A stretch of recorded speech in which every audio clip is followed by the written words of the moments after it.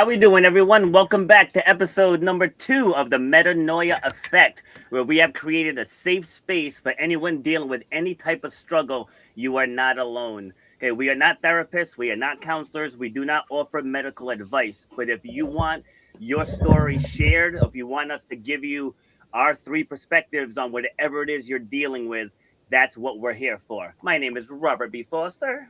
Dawn, you can introduce yourself. I'm Dawn Airhart Witte. And I'm Portia Booker. Hello, everybody. All right, so Portia was the one who found the word metanoia. So why don't you go a little deeper into its meaning? So metanoia, when you look at the word, it comes from the Greek. As I brought up in our first episode, it means profound change of the mind, of the heart, and of your spirit. So when you think about the butterfly life cycle, meta as in metamorphosis, we all go through different transformations, transitions in our life. And sometimes they're not as what I like to call the rainbow colored glasses. They're not always perfect. You go through some battle scars and confusing times, wondering who you are. Am I fit for the challenge? So that's kind of where this idea came from, because we've all got a story, and the 3 of us, we've known each other for quite some time. We all have been through several things in our life, and we want to really open the door to give each of you that opportunity to not only find community, but also recognize that your story doesn't define your future. Your story is a part of who you are, and your story is also not for you. It's to help other people and give them the permission and the courage to share what's going on in their life, because the worst part of you is truly the best part of you. And what does metanoia mean to you, Dawn? Well, when Portia first suggested that name, I didn't know what it meant. When she told us about the transformation, I thought that was beautiful, because that's exactly what we all do throughout our lives. We're growing, we're learning, we're discovering new things. And, who do we become in the process of that? So that's the metanoia effect for me, is like, who are we? And again, I always think about remembering who we are, because we're born knowing our worth, and we're born with all of that. And then life starts happening and we start forgetting who we are. So it's about the remembering and the journey of, becoming who we are, we're always supposed to be. Can I add something to that too, Robert and Dawn? The other thing, when I came up with the metanoia word, I started to do just some searches. One of the things that I was big into and still am is music. Music is a big part of my day. It's a big part of my social media. I go to a lot of concerts. And I took a minute to think about some of the music that really influenced me growing up. Those of you know, I'm a big hard rock, heavy metal girl, but I also listen to some jazz, R&B, a little bit of everything. So I really thought about what's something that people come together on all the time. Music. Music is the universal language of the soul. Whether you're listening to something that's instrumental or you're listening to somebody who is screaming at the top of their lungs where you cannot understand them, but you can clearly see that they are trying to get a message across, whether you decipher it or not. I mean, we can go even, Robert, into rap music, where, of course, isn't Twista still holding the world record for the fastest rapper in the world? So we can all relate to some form of music. And when I was thinking about this word, one of the albums that comes up in my mind is a Paramore album, because there is butterfly wings on it. And there are songs on that album that symbolize transformation and transition within our lifetime. One of the songs, I believe, is called Emergency. How many of us have had some type of emergency in our life where we didn't know what was going to be the outcome? We knew something was going to happen, but in our mind right then and there, we were in panic mode. We couldn't see what could transpire in that couple seconds. So that's kind of just to give our audience an idea of what was kind of the inspiration behind the word on a deeper level. Music did play a role in that, but also revisiting things from my childhood. Other than the music, writing poetry, I went through some of my old poems from high school, from middle school, and just really wanted to find something colorful, something that stood out, that people would remember, but also be open to receiving, right? Do you guys remember, Dawn and Robert, do you remember the picture that came out during 2020? It was like a propaganda one where all these people were standing around a book and they were poking it with a stick because they didn't know what it was anymore because technology had taken over. Do you both remember that? It was like a common theme. They did a series of pictures similar to that one, but that one stands out to me because what is happening in our society today? Are we slowly forgetting who we are as a result of advancement? Or are we slowly forgetting who we are because we're being programmed with so much stuff that we're becoming indoctrinated with the trends and who we think we want to be? Let me let me share something quick. Just before I came downstairs. My sister is here, and she was talking about her car. She drives a BMW SUV, and she was talking about all the things that it can do. It can tell you your oil levels. It can tell you how much windshield fluid you have, the tire pressure in your cars, and all of this other stuff. And the world has just gotten so convenient that people are getting soft. That's what's happening. It's like people are getting soft. The art of struggling is lost. It's completely lost. Like people, they want it. They want it now. I remember I was at the grocery store last week. We were in line maybe 3 minutes, and the guy in front of me looks back at me. He's like, and I just paid him no mind. Like literally, it's been 3 minutes. Like this is not, this is not a big deal. I can see if we were in here like 15, 20 minutes, and the line ain't moving. But it was literally 3 minutes, and the guy's huffing and puffing already. Like people have just become so entitled. But I think this leads us very well into the first question, and we're gonna do, what part of yourself did you have to lose in order to become who you are today? And I'll go first because mine is short and sweet. I had to stop being a jerk.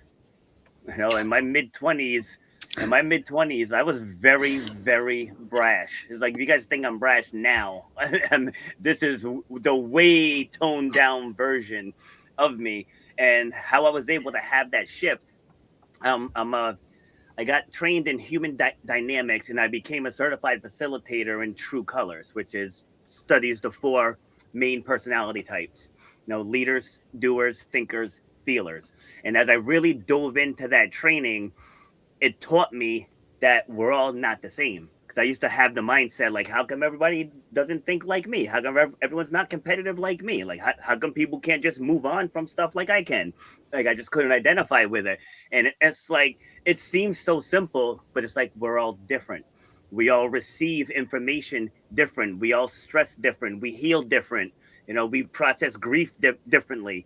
And then understanding what a person's main personality type is. Like, my style of training wouldn't work for Dawn, right? Because Dawn is very heart-centered. So I couldn't come at you with my boldness straight to your face. Like, you're not going to receive that the way I wanted to. But someone who's a doer, You make me cry. they want that. They're like, just tell me what to do. Then the thinkers have to understand the whole process. Like, they got questions. They're gonna I call them the why people. But those people are also the inventors. Those are the people, all the technologies we just spoke about, those are the thinkers. And then you have Dawn, the feelers, the people who, they're heart-centered. And once I understood how to deal with the 4 types, I was able to lose Jerk Rob and transfer my good intentions in a much more healthy and inspirational way. So essentially, you got rid of Major Pain, Rob. Anybody remember that movie, Major Pain? Yes. Got rid of him. And I'd say for you, Dawn, you probably have to get the puppies to help you. If you were doing training with Robert, they'd have to obviously carry you around because Robert would probably have you just going to a cactus for water at some point because he definitely make me cry, I'm sure. Dawn, do you want to touch on the question next? Yeah, I think that's a great question. I think I had to lose self-doubt. I had to believe in myself, and I had to stop doubting what I bring to the world and how I bring it. because the Roberts of the world always made me feel like there's something wrong with me because I am so heart-centered. And I don't know why I'm like this, but this is just how I am. So I had to stop doubting that I have something worthy of bringing into this world. And just because somebody doesn't agree with the way I see things doesn't mean that I don't have value and what I think doesn't have value. Bingo. Yeah. And what about you, Portia? I thought about this for a minute, and the main thing that stands out for me today is I had to be more selfish with Portia, because let's be honest, we tend to want to people please and keep the peace. And that was me for a long time because of what I saw, how my mom showed up often. And it used to bother me about my mom being assertive, like, man, why is she like this? But I understand why now, because people will try to take advantage of you. And I had to reach that pain point of, I'm tired of feeling this way. I'm tired of feeling like I'm not being heard. I'm tired of feeling small. I'm tired of people just looking at me, but not really hearing me, not really listening. So it took me to be more selfish, setting boundaries. Whereas both of you know, on the weekends, I am off social media. I don't care. It will wait until Monday. It is not that deep. When people message me, emails, same thing. If I see a phone call come up from a client after it's 5:00, you will wait until tomorrow. So it took me to be a little more selfish. And also when my peace was disrupted, that was the other driver, was when your peace is disrupted. I didn't realize until that happened to me, that was a no. Once you disrupt my peace, that's it. I want to keep that. That is a non-negotiable. So it was being more selfish.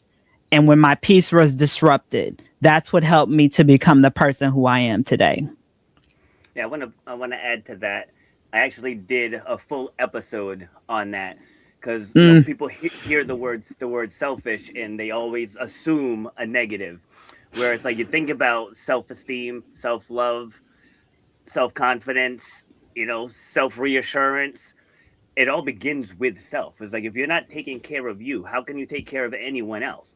Like, the things that I talk about are the things that I live every day, every single day. Like, it aren't things that I'm just coming up out of nowhere with, but boundaries was huge for me, because when I was 38 was when I donated the kidney to my sister, and going through that process, for whatever reason, I felt my mortality, and I was like, I'm not doing the things I don't want to do ever again. Like, and I don't care what anybody says about it. My best friend got married last summer. I didn't go to his wedding. Like, I didn't want to go. It's like, I'm just not from a mean place, not from, but just to your point about the positive selfishness, right? Like, I just didn't want to go. I'm like, I wish you guys the best, but I'm not going. And even now with my family, they're all at the point where they know that if they're doing something and I don't want to go, I'm not going. Again, it's not from, I know I work like a dog, you know what I mean? So, like, I am very guarded with my spare time, and I'm not going to spend it doing something that I don't want to do. And I think that's very healthy. Like, why would I want to go spend 8, 9, 10 hours doing something I don't want to do, or being someplace I don't want to be at? It's like, I think that's more damaging than me guarding my time. Yeah, that boundaries piece, Robert, I think, honestly, especially for women, I think a lot of women struggle with that, putting up boundaries. I know, Dawn, you and I have had conversations about boundaries and setting them accordingly.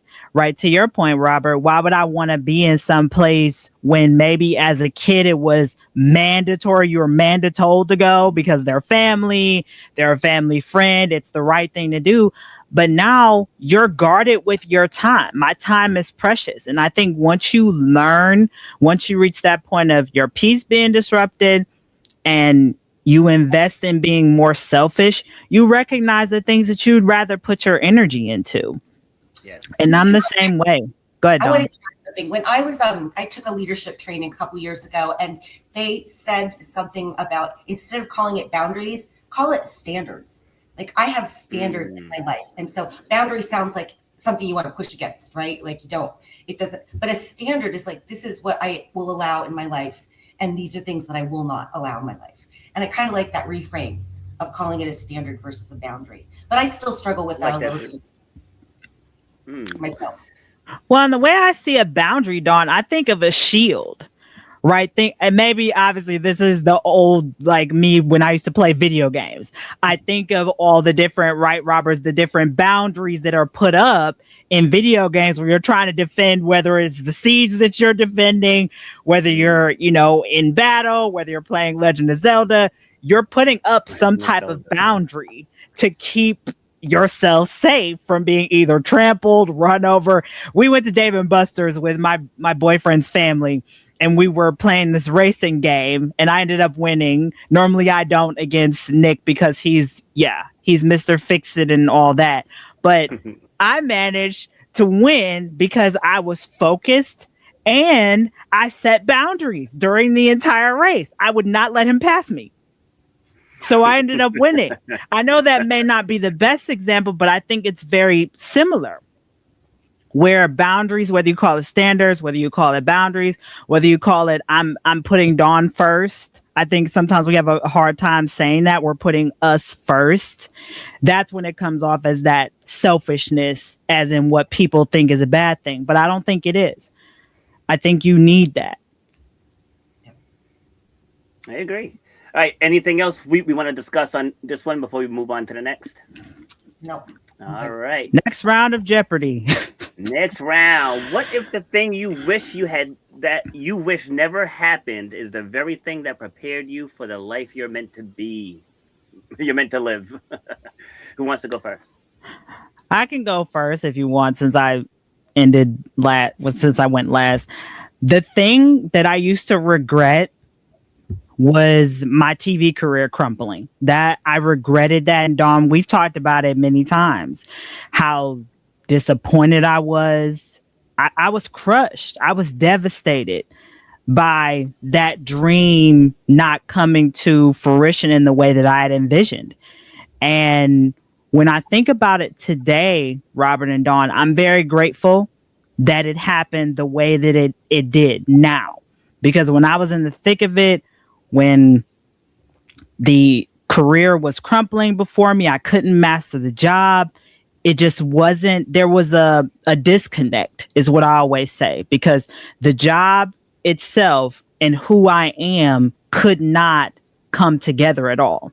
The vision of their storytelling was not the same vision I had. So it was every day I'm fighting with who do I want to be and the politics of what the system wants for me to be. And so that I couldn't do it anymore. I would come into the newsroom feeling anxious the minute I walked in, and I didn't want to feel that way anymore. And so I really regretted and I was disappointed in the pivot.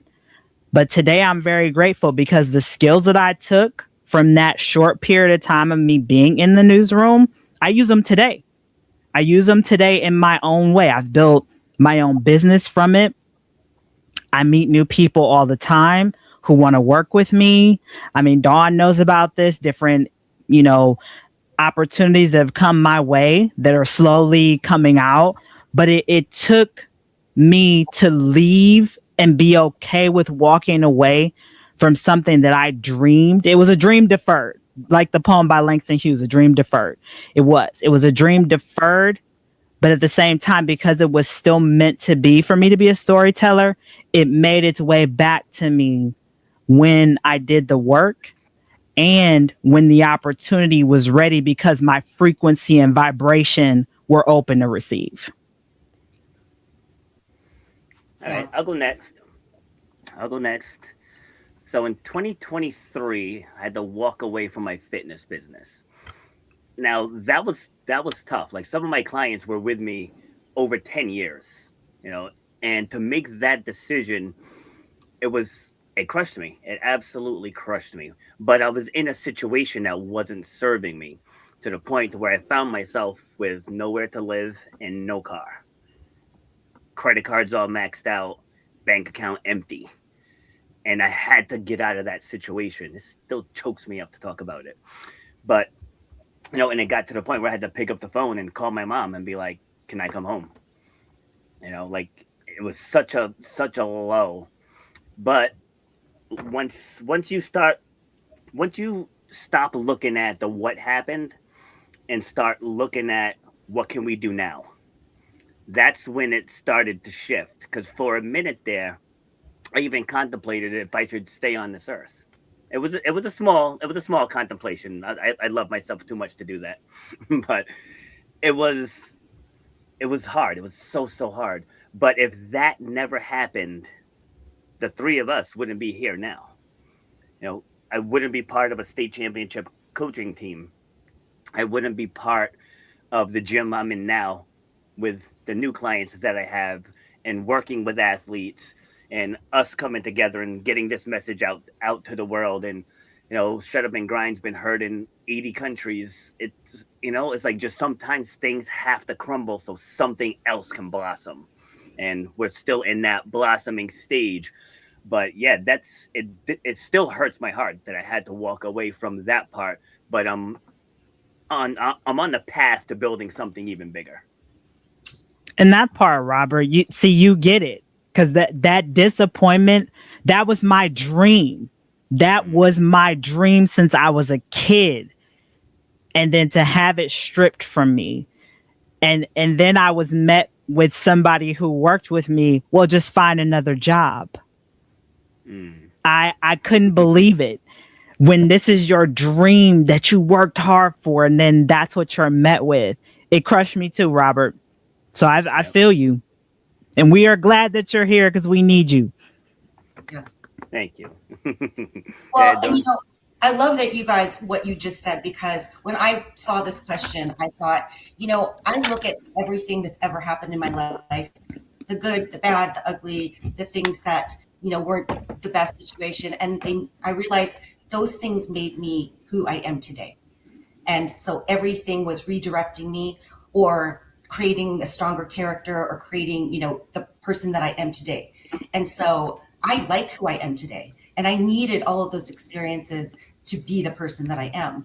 So aside from like losing my dog, there's nothing that I would wish away, because I think they all led me to where I am now. And what you guys both said, it was a redirection.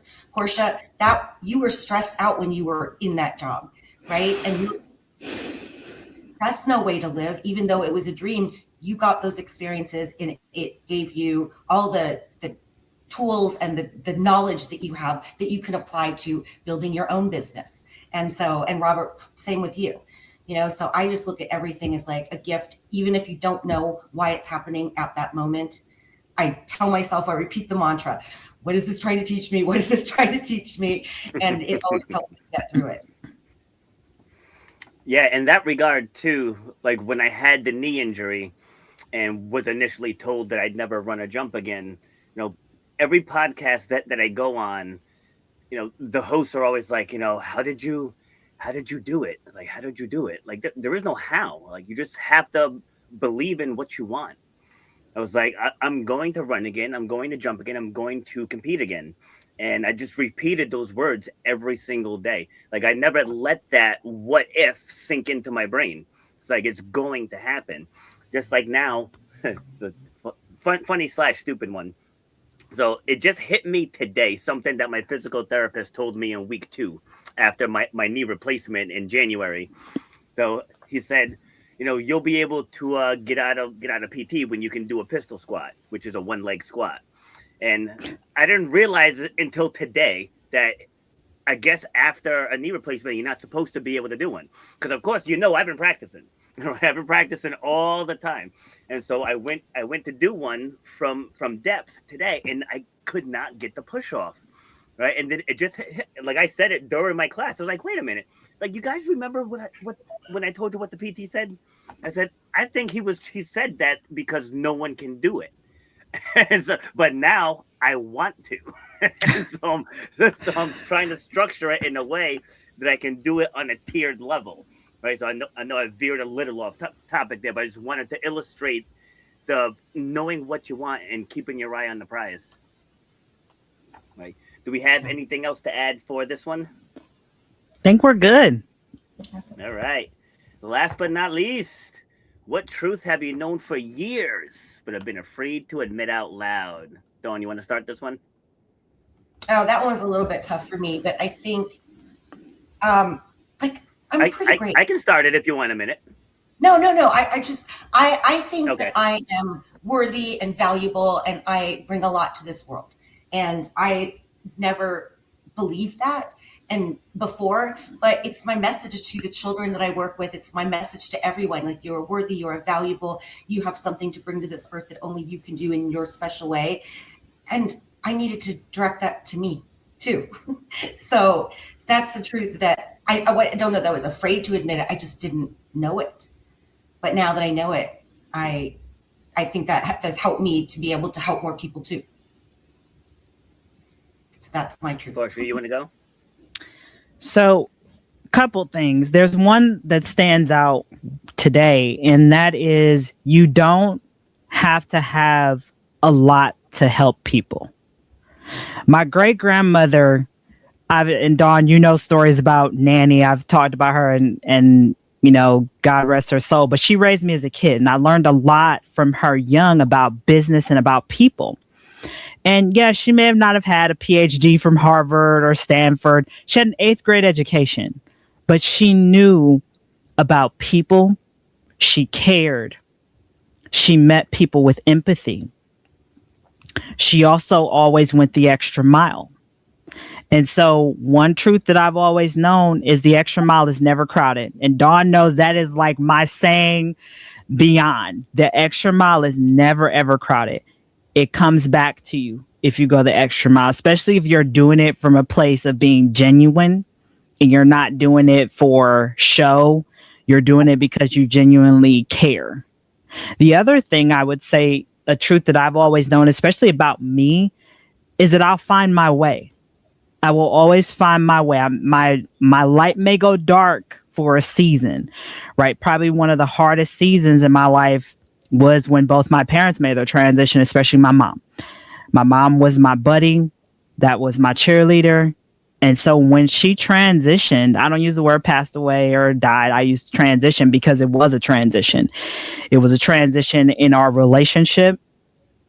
It was a transition also in how I show up in the world now, because that was the epiphany that I received from her.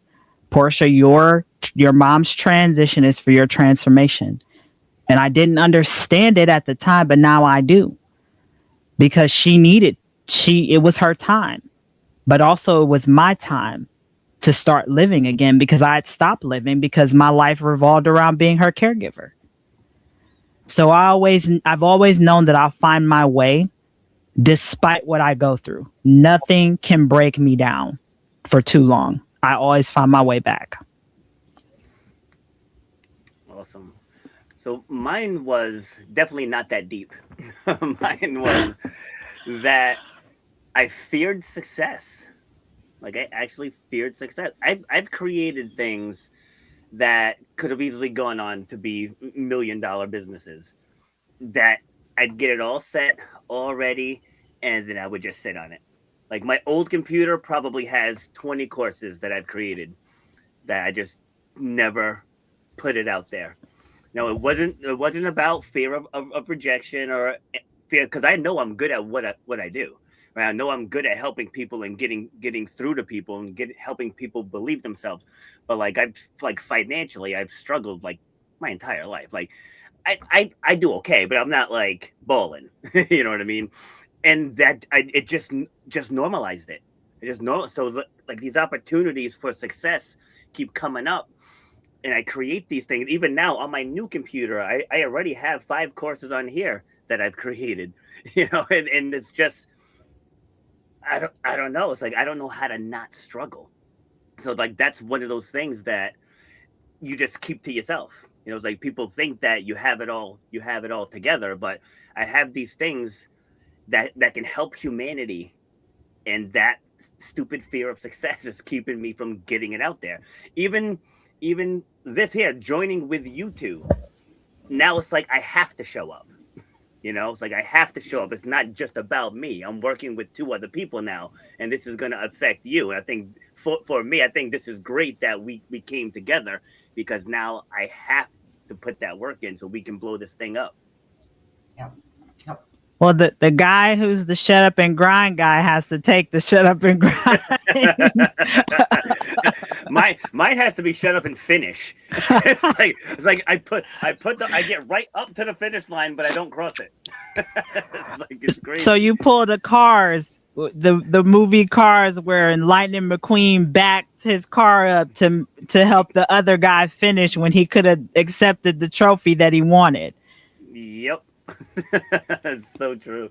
I haven't seen any of these movies. I can always tell because your facial expression is always blank. Well, Dawn has enough entertainment in her house with the puppies and Benny and Tortoise, and Dawn, you're also in the grandma club, so you get time with your grandbaby. So Dawn, you have enough entertainment, literally, for free. Yeah, and I also, when I do watch or consume things, it's usually like some spiritual thing or personal development or something like that, because I'm a weirdo like that. But that's what I love. So yeah, no, I do the same. I do the same when I go for my walks. Because now that it's finally warm here, I do. Yeah, I walk every day, and I usually put on some type of personal development. Sometimes I listen to my old episodes, because the guests are always dropping golden nuggets. So. I thought I was the only one. No. To listen to my own shows. I do. Yeah. Well, sometimes when you're hosting, you don't really catch everything. Then you go back and you listen to it. It's like, ooh, that was fire. But in the moment, a lot gets missed. Right. So let's break this down. Let's do like 30 seconds each, round table. Just your takeaway from today's episode. Who wants to go first? not me. That means it is you, because you said it. What's the old saying, Robert? You smelled it, you dealt it. So Dawn, you have to go first. I smelled it, you dealt it. Well, one of my takeaways is you guys are both hysterical. I clearly need to watch more movies. But I think, I think I'll go first. Okay. I'll go first. So my biggest one, and the reason why we all came together, is to give 3 different perspectives on the same problem, the same patterns, whatever it is that people are dealing with, and being open and honest with what you're dealing with. Like, that's why I shared about my fear of success and creating things and not executing, like putting it out there into the world now. So now that I know, I gotta be better with that, because literally I've probably created at least 5 that could be $1 million courses that I'm just sitting on, so but just hearing how you all deal with things, and the mindset shifts and the boundaries and the standards and all of that stuff. This was just a solid episode. Well done. I'd say my takeaway is remembering that who I am is enough, that this is what you get. I'm like a Jacqueline in the box. You don't know what you're going to get, and neither do I. And that's okay. The other thing, too, is that when a dream is deferred, if it's really meant for you to come back for you. And also being open to the pivots, the disappointments, the grief that's going to come.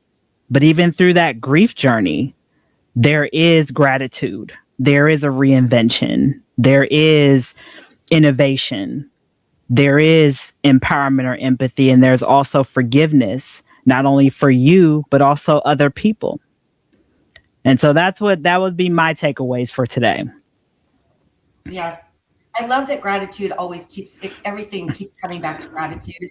And when you can be grateful for all of your experiences and say, that formed me, that shaped me, it made me who I am, maybe it redirected you, it made you pivot, then you can take whatever has happened and kind of deal with it in a healthier way for yourself and not have a pity party. I mean, maybe for a little bit, experience the feelings, feel the sadness or whatever the grief that goes along with whatever it is that you feel like you've lost, but always reframe it and say, this is happening for my highest and greatest good. I don't know why this is happening, but this is making me the person I'm meant to be. So that's Hey, sometimes, as you know, those ugly cries where the snot is so thick you can tow your own car, those are what you need. yes. Yes. True story. I love it. All right. Well, let's break it down. We're going to be back again next Monday. We'll be live and we will be taking questions, right? So if you guys come on the stream, feel free to ask questions and we'll address them in real time. You'll get our 3 different perspectives. So this ends episode number 2 and we'll see you next week.